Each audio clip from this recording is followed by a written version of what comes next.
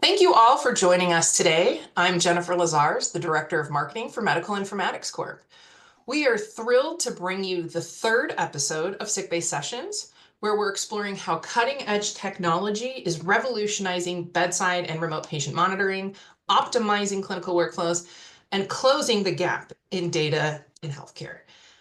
Each session features industry experts and innovators to discuss the latest industry advancements and solutions.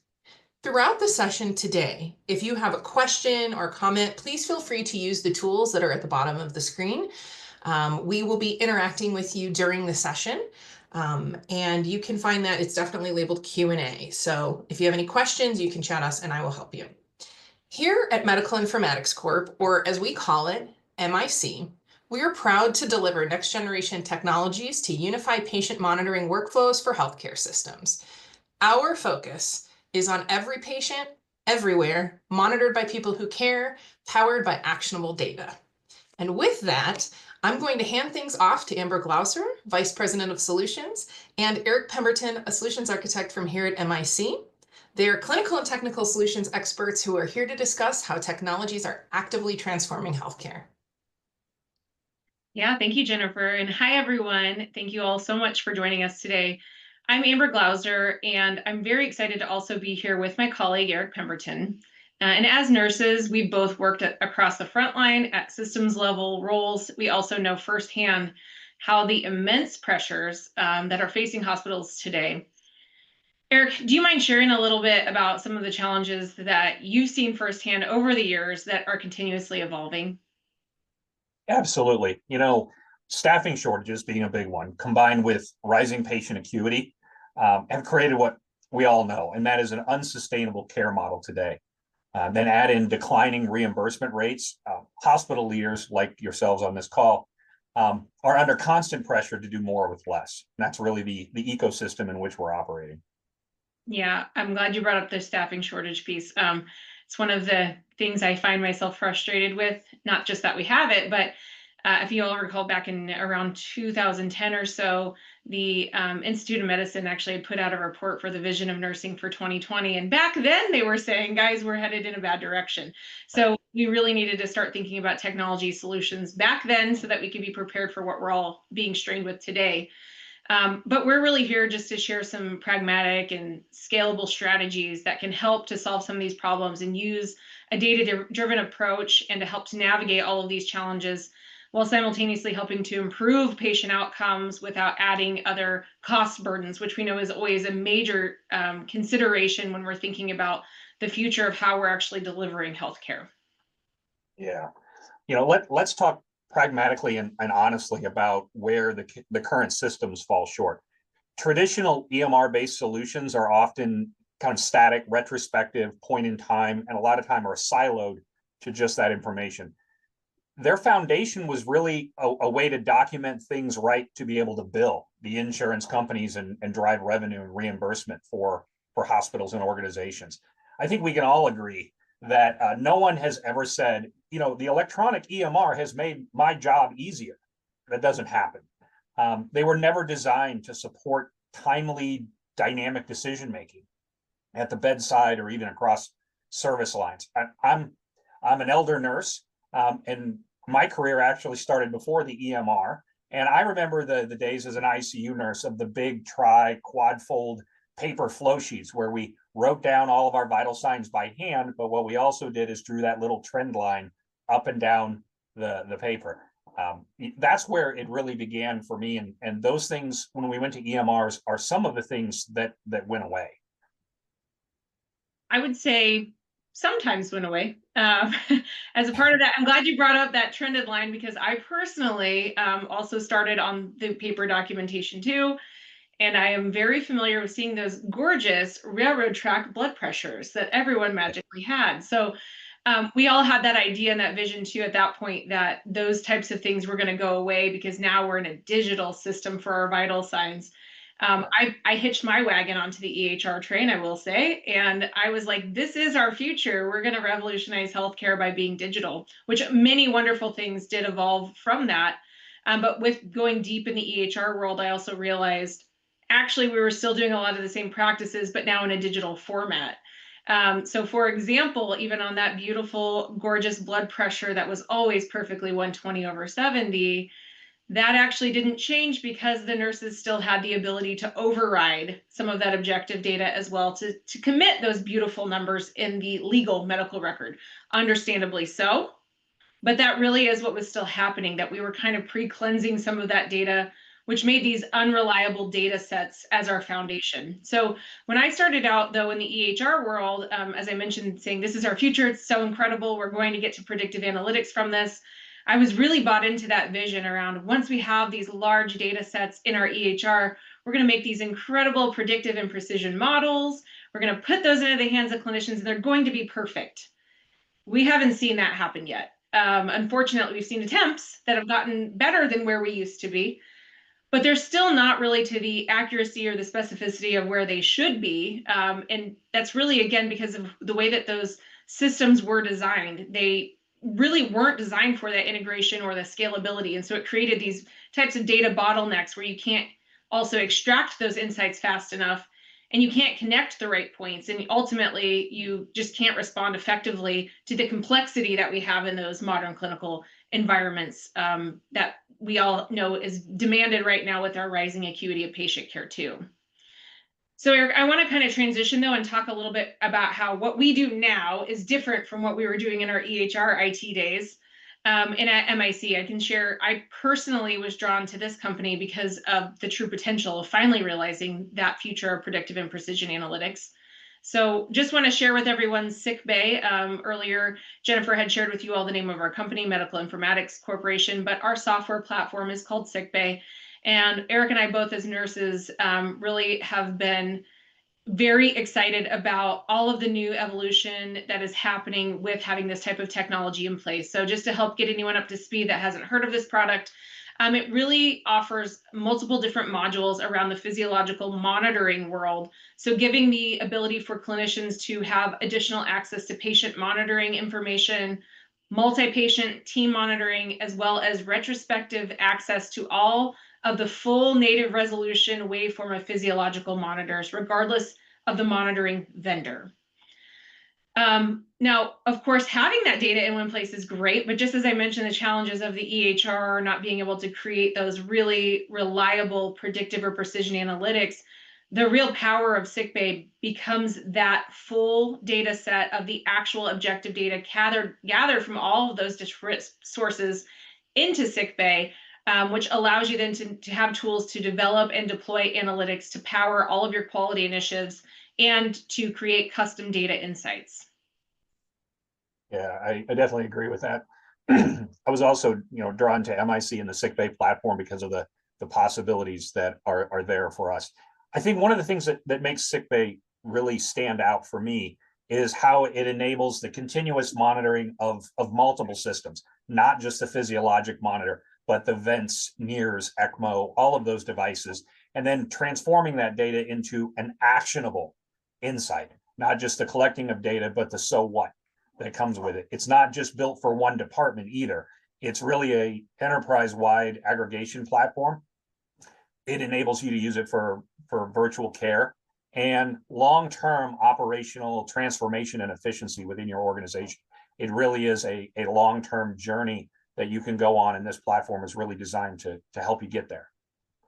Well, I'm glad you just mentioned there the efficiency part. Again, us disclosing our elderly nurse status here, but we all have that experience too of being in these very critical environments, and unfortunately the way that the systems were designed, having to go from device to device to device to gather information and then try to synthesize all of that data, which became a really manual process for us at the bedside. So honestly, I'm very jealous I didn't have Sickbay at the bedside, because I could have saved a lot of time in trying to get the data, but then also being able to quickly synthesize it in a way that we have never seen before now, because technology has enabled it. Yeah, let's talk about the ways that we've seen kind of these incredible impacts across the country with the places that Sickbay has been deployed. For example, like in the ICU, it improved team efficiency for it because it centralizes that patient data from all of those previously siloed devices. So it's not a matter of look here, look here, look here, and here's the full clinical picture. It's more of a take a look at that. That old adage of picture is worth 1,000 words, but it's really a dynamic, moving picture, if you will. That streaming data that you get with all of those devices included in. And I will say though, real quick there, Eric, this is a good one because I can recall many night shifts calling my cardiothoracic surgeon. I'm waking him up in a fog and I'm going like, here's what I think I'm seeing from all of these different devices. And he's like, you can't just think you're seeing it. I need to know what you're seeing. So we would talk a lot about doing the charades where I'm trying to act out, what these waveform pressures are looking like versus now this new technology would have allowed me to just send him a text where he can actually literally see what I'm seeing right there at the bedside, even though he's just woken up from a slumber. Yeah. Story time with doctors was always a fearful thing, especially when you're a new grad or a brand new nurse and you're waking up this really experienced physician. You don't want to screw it up there. And then you might be a little timid to even call them, which means you're really delaying care and having that capability of going through and giving it to them. I did want to mention, though, when we talk about texting, securely texting with a PHI free link for that information. So whether you're doing secure messaging apps or people are doing it on the sly on their phone, there's still some protections baked into that process. And then we look at it again, what about virtual and bedside multidisciplinary teams being able to collaborate? So not just the nurse talking to the doctor or nurse to nurse or that consult. I'm the intensivist and I want to get the input from the cardiologist on something I'm seeing. It's a general ICU or maybe it's a neuro patient, but they're having ST elevations or something like that. The ability to do that multidisciplinary consult, but without having to physically, geographically come to the ICU or the care environment to see that information. And then what about other areas besides not just our nursing and our providers, but what about respiratory therapy? Vents these days are really, really advanced on what they can do. And people are a little timid to make changes to it. So they always want to involve the respiratory therapist, but they're running around the building, ping-ponging from unit to unit because there's not a lot of them. And so the ability for respiratory to be able to do that assistive information and give it to them and say, hey, yeah, go ahead and bump the PEEP up by a couple, I'll be down in a little bit, that sort of thing. So it really does change that care dynamic and the clinical decision-making that we're able to do and do it at a much faster, much safer by leveraging these technologies. Yeah, I do have questions for the architects that design hospitals. I've not seen one yet that puts RT in a conveniently located position either. Off in the bowels of the hospital somewhere. Definitely in a far remote hallway somewhere. But this is a great example, though, because of that, even that challenge. They would also love to have additional surveillance over those ventilators so they can also be more proactive. So that's something that's been really exciting to see, that the rise of virtual programs. And the reason why I'm really passionate about that is because I want to just take a second too. I know you shared about your paper documentation flow sheets. I have my historical story about virtual care as well. So 20 years ago, I was practicing in a critical access hospital in the middle of nowhere, Kansas. We had at that time a very advanced virtual ICU program. So what that meant was, while I had my patients in the ICU, if I got stuck in a bind and I needed to have an intensivist provide me a consult, you all might be able to imagine that recruiting on staff 24/7 intensivists in nowhere, Kansas is not an easy challenge. So they put up this technology solution to enable the coverage in those rural environments, which makes a ton of sense. So I had this cool red button on the wall that I could slap once I'm in trouble. Remember, keyword there, I had to already be in trouble and know that I'm in trouble to let the intensivist know. And then they could come up on a camera and say, oh, looks like your ET tube moved. These are the types of things that I dealt with daily. But just important to know that those were intensivists that were 3 hours away from me. And we were doing this 20 years ago. So question for you, Eric, why do you think that it's been so slow to evolve in the innovation space as an industry? Why is it 20 years ago, places are still thinking about that as the future of virtual care? Yeah, that's a good question.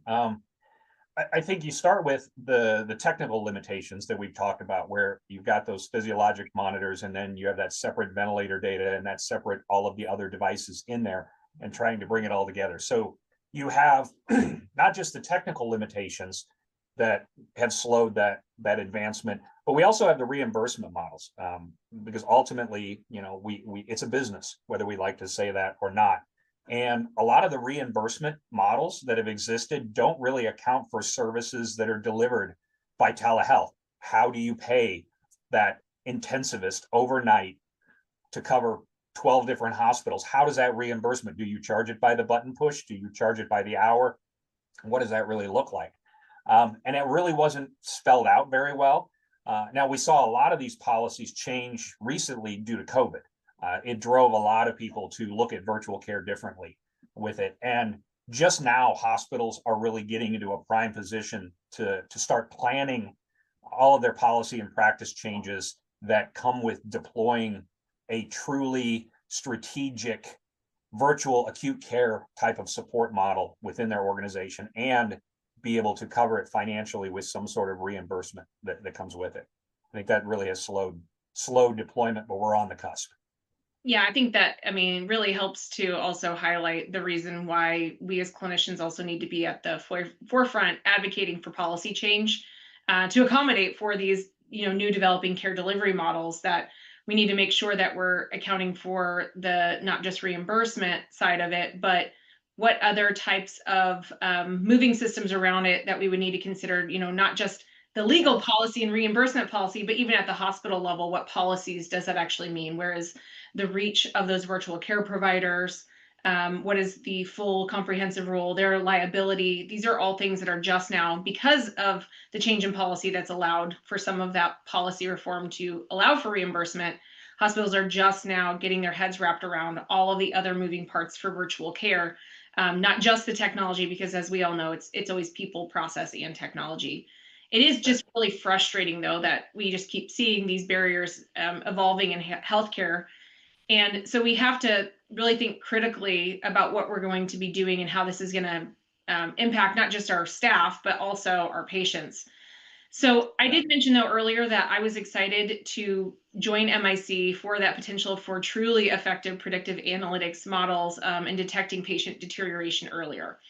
Do you mind sharing some of the real world examples you've been working with clients on? Yeah. I think the one, as an old ICU nurse, that we've called out our age numerous times here, elder nurse status. I think the one that really excites me a lot is code blue predictor type models. There are a few of them out in the environment right now, and the one that we're actively working with one of the clients is looking at all comers to the ICU.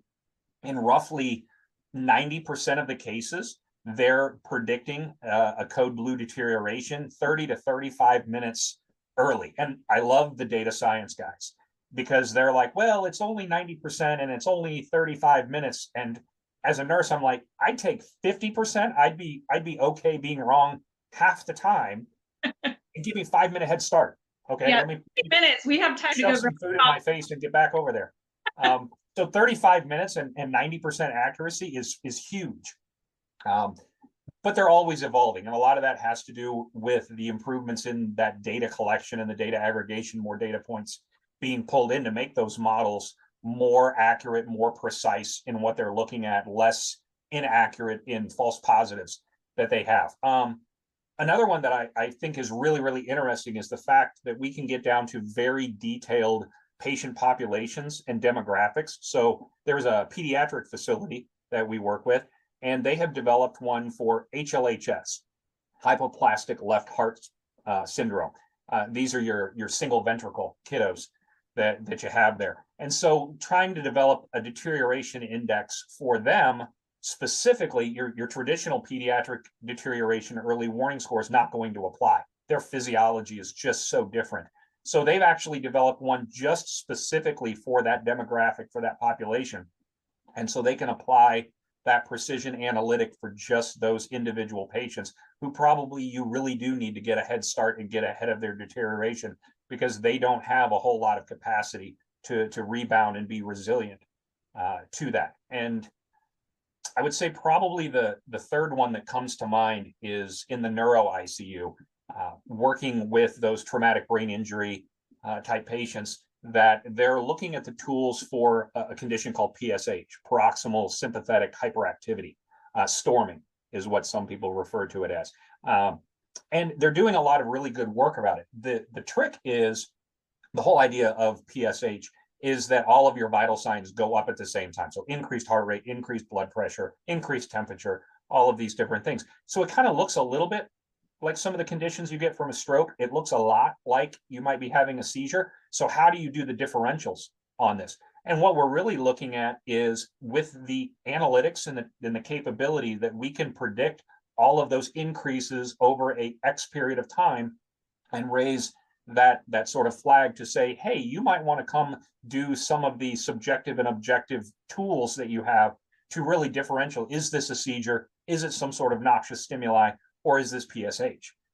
And so there's a lot of work being done around the tools to get the clinician at the bedside earlier, to put their expertise to work with those differentials.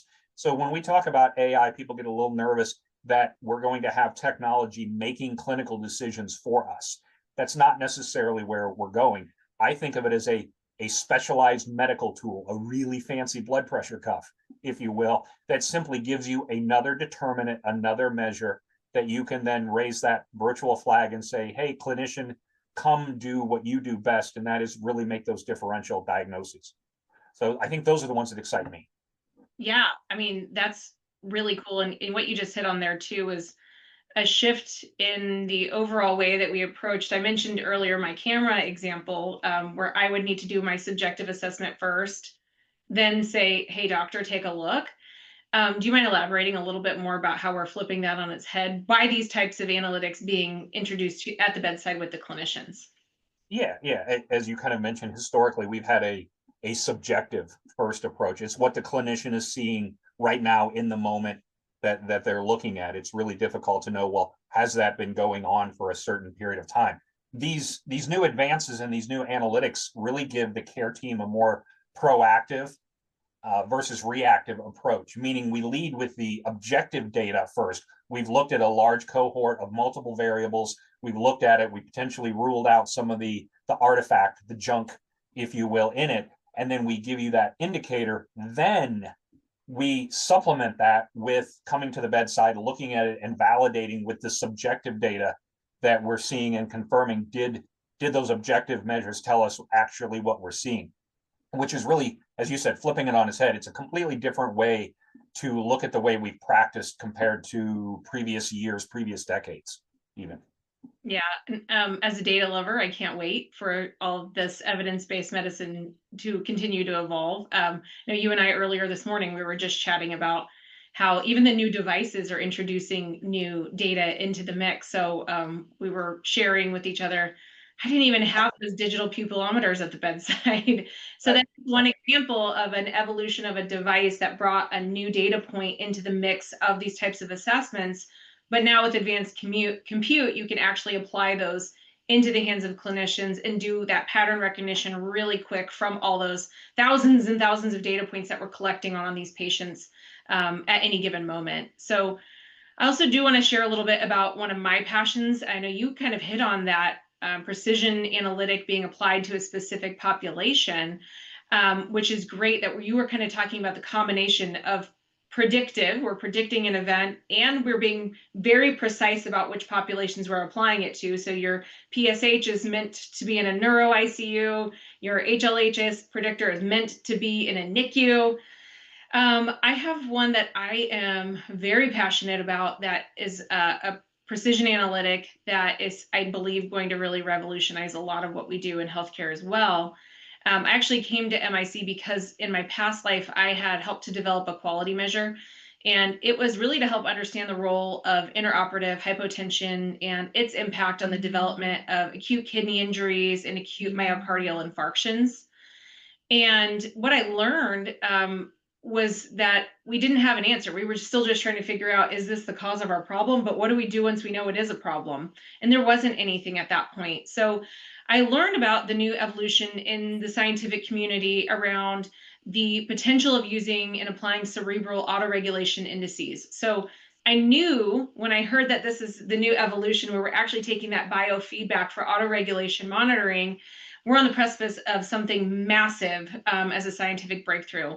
So this concept means we're finally going to start really doing precision medicine. So my railroad tracks I mentioned to you earlier, Right. those aren't always perfect for every patient and every condition and every scenario. And so now looking at this, we can actually look at the individual patient and start to have an idea of if they actually are reaching optimal cerebral perfusion with the level of blood pressure that we're keeping them at. So really looking at that individual, that holistic patient in front of me, and looking at their physiological responses to give those data-driven insights to those clinicians for optimal decision-making. So I'm so excited that we're finally here. We're really getting into actually treating individuals versus our old textbook way. Everyone needs a mean arterial pressure of 65, no matter what's going on with you. And we're finally saying, let's treat the individual. Yeah, I think that's really a key point, because normal for a 25-year-old athlete and normal for someone who has lived eating cheeseburgers for the last 40 years, that, coronary artery disease and hypertension, what's normal for them is not normal for everybody. And so we really need to start focusing on the individual and not just bell-shaped curves of people. Now, I do want to point out a lot of what we've talked about here is data points and data driven and research and all of that. Just keep in mind that while all of these tools are really helpful for research, having those thousands of data points that we're talking about are great for research, but these tools are really built for the in-action, at the bedside clinical use. And so the clinical use drives the question, that drives the research, that drives the improvement. So these are not just research tools that we're really talking about. These are at the bed, real world type tools. Now, the research is important, but I think it's a combination of the two working hand in hand, and the researchers and the providers and clinicians, who many of them are scientists themselves and are doing research and publishing on it right along with it. The two really go hand in hand, and it's a good synergy for that effect. Yeah, well, you make a good point there too, because I had always been educated in the world of evidence-based practice that we should be incorporating the latest scientific evidence into the hands of clinicians. What I think has been interesting to see, though, is kind of a cognitive dissonance where, because a lot of times technology only allowed evolution of using analytics and data, there were barriers and boundaries in being able to have open systems that allowed you to deploy these types of analytics. So what happened is a lot of folks said, research is just a thing for writing an academic paper, right? And instead of realizing we do research every day in our quality departments, we're constantly saying, let's evaluate an outcome that we're seeing. We don't like that outcome. Now let's work backwards and redesign the system to improve the outcome. That's exactly a real world example of research. Then, of course, there is the academia side as well, that once they have these profound findings and they've done these large multi-institutional studies, we should be getting that right back into the hands of bedside to provide the latest and greatest evidence-based care at the point of care. So I think the other important part of not just partnering with researchers and partnering with quality departments for research, those are obviously very important, but we also have the need too of working with infrastructure. This is the boring side. I know everyone who doesn't have our IT back knowledge, trust me, I tell everyone my transition over to IT, I was very ignorant. I thought every application was just that back then we had the CDs, the discs. And so I thought every application just came as TurboTax that you would buy at Walmart. I did not realize actually how software development worked back then. But important things just to know that as we're thinking about these types of clinical deployments that we were discussing earlier, the really unique thing with Sickbay is you don't have to rip and replace all of your existing infrastructure. You don't have to take out all of your bedside monitors. You don't have to take out your EHR. This is really complementary, and it layers on top of all of that data, which unlocks all of the value of the types of data and information that you're already generating and now allowing it to work for you. Right. I think you bring up, some valid points. I'm sorry, you're gonna say something else? No, that's great. I think though, just as we are looking forward and we start to think though about the integration of AI into that workflow, I don't believe that this is going to just still be a nice to have. We're seeing the AI race is happening right now. And it's just becoming a necessity. It can help us in so many different ways, from augmenting our staffing, improving our triage, driving those early interventions. Yeah, I think this is Erik's prediction for the future. I think in 5 to 10 years, these are going to be part of the standard of care, just like we're used to whatever the vital signs are, and those are considered standards. These AI-enabled tools, these clinical workflows, these precision analytics are really going to be part of everyday practice. It's going to be a must-have, if you will. Imagine if you walked into a hospital today with your son or daughter, your child, and said, "Hey, I think they broke their arm." And the hospital said to you, "Oh, we don't do radiology diagnostics here." You would immediately get in your car and go somewhere else and say, "Yeah, never again there." Because radiology is not a nice to have. It's a basic part of the way we deliver healthcare. I think that's how these tools will be in the near future. Maybe 5 years, maybe 10 years, don't really know. But I think these will become more than just a nice to have as we move forward and learn from them. I think to make that happen, though, we really need to think about building the infrastructure in the buildings and the scalable virtual care that we have. I think that's really crucial. When I speak to organizations and say, what are your goals for your virtual care program, your virtual program? The answers are varied. They're wide, all over the place. To some people, it just means we've installed cameras so we can start doing admit and discharge and med reconciliation with our patients. But we're really not monitoring and surveilling patients. Other facilities are looking at it and saying, no, we're establishing a centralized command center, a surveillance program where we have critical care nurses, intensivists, doctors, specialists, providing a second set of eyes for all of our patients, not even just one building, many times because it is remote, over multiple facilities. And that ties all the way back to some of our earlier conversations about how are we going to get paid to do that. But I think in all of the cases, it's really, you have to look at this pragmatically and say, this is an iterative process. You're not going to boil the ocean in one fell swoop. You really have to pick one item and start that process and then develop on top of that. And what's the next thing that we're going to accomplish? It really is a journey for all organizations. So when you're looking at these models, the infrastructure, the tools, where do we want to start? It's really finding a point and saying, this is our starting point, and then we're going to build.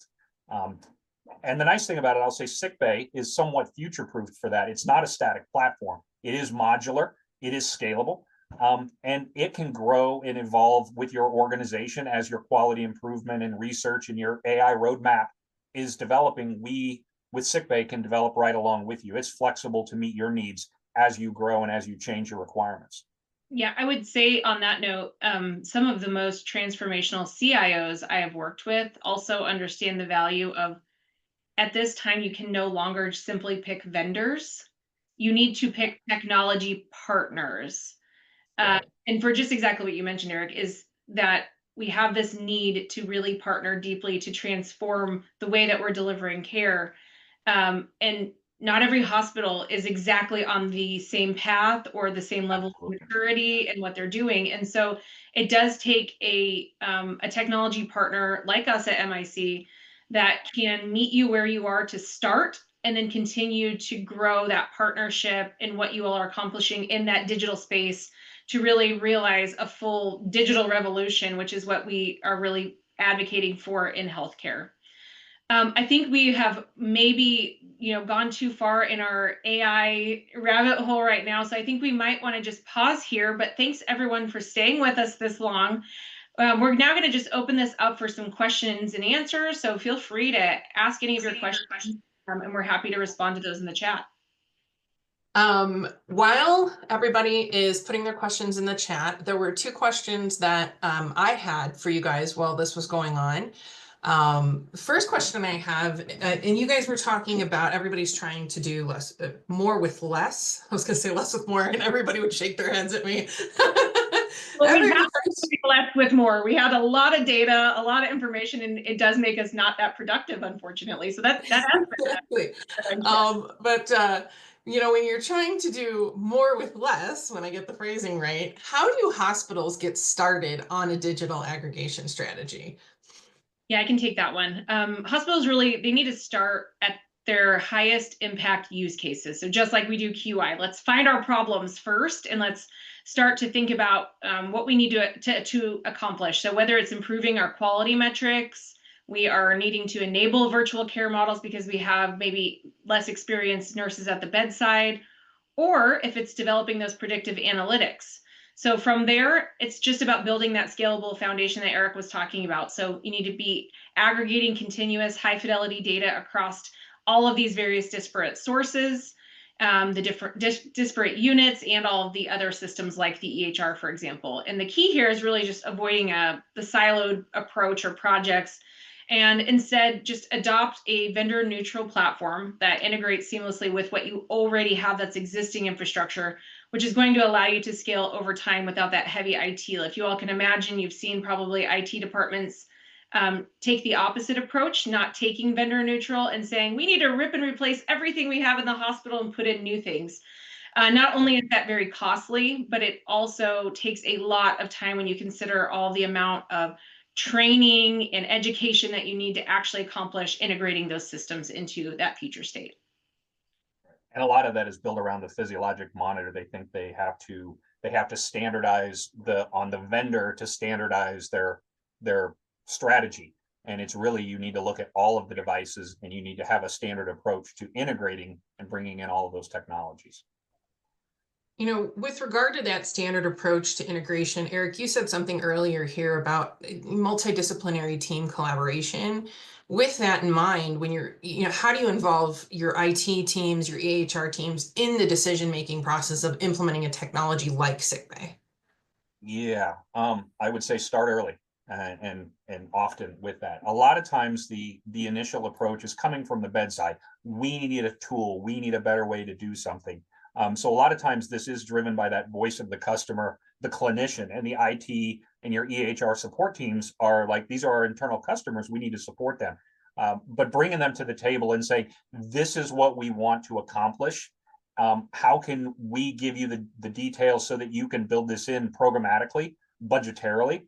So just like we're having staffing shortages with clinicians, there are also staffing shortages and restraints within your IT departments and your EHR support teams and your analytic teams. So giving them as much runway as possible for planning this out, not only financially and from a budgetary standpoint of getting those integrations right, but also involving all of those members in the team to say, these are the different important key steps that we're going to need to take. So there's a back and forth and an open dialogue among those teams. And I think hospitals are really beginning to bring all of those strategies together, that the EMR, their clinical monitoring platforms, and their IT infrastructure to support that really all have to work together.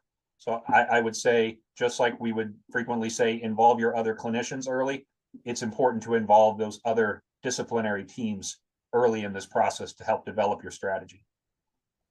I really appreciate that. And anybody else who's had some questions here throughout the chat, we will be responding to those in the Q&A section and our comments. We're going to leave that open for a little bit. But unfortunately, we're out of time. So what I'd like to do, first of all, is thank you to. This was a fantastic discussion with so many pieces of information that are relevant for everybody in healthcare today on both sides of the fence, whether you're an executive, you're clinical, you're technical. As a marketer for the company, it's interesting, you know, I come in with a background that's not in healthcare, and I really appreciate that we're doing this series because I feel like I'm learning something every day on the job, and it's something every day on the job that matters to me and my family and my loved ones, which is incredibly invaluable. So I really appreciate your guys' expertise. And again, a reminder to everybody, this is part of a series. So this is number 3 of the Sickbay Sessions. We have our 4th Sickbay session scheduled for July 17th. So stay tuned on our LinkedIn and our website for information about that. This is going to be with our product team, and they're going to be talking about delivering on commitments, implementing the future with Sickbay. So thank you, Amber. Thank you, Erik, for joining us today. And everybody, we look forward to seeing you for the next one.